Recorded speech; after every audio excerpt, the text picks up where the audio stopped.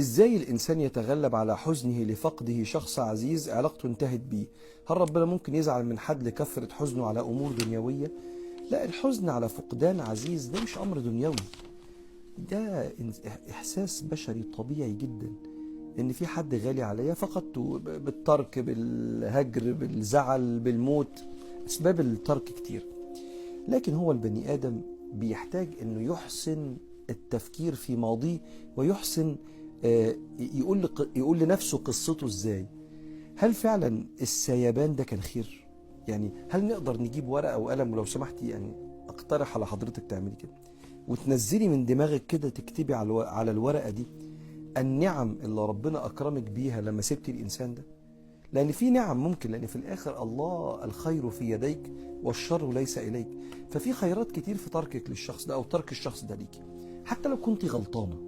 يعني أنت كنت وحشة وضيعتيه من إيدك، نعمة ليه؟ اتعلمتي وفهمتي. والنعمة اللي جاية إن شاء الله، والإنسان اللي جاي في حياتك بإذن الله ربنا عنده كتير، هتعرفي تصونيه لأنك عرفتي عيوبك وعرفتي إزاي تضيعي حد من إيدك. يبقى اللي جاي إن شاء الله هعرف أصونه. في الآخر طول ما ربنا في حياتك فالعوض موجود.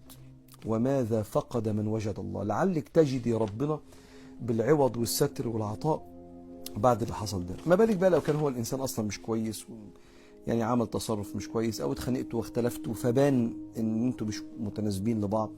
فاحسني رواية قصتك لنفسك، إن شاء الله تلاقي فيها خيرات كتيرة، ومنها العقل يبدأ يفهم إن أنا الحمد لله بخير، فيبدأ واحدة واحدة ينسى ويتعامل يعني مع الموضوع ويتأقلم يعني.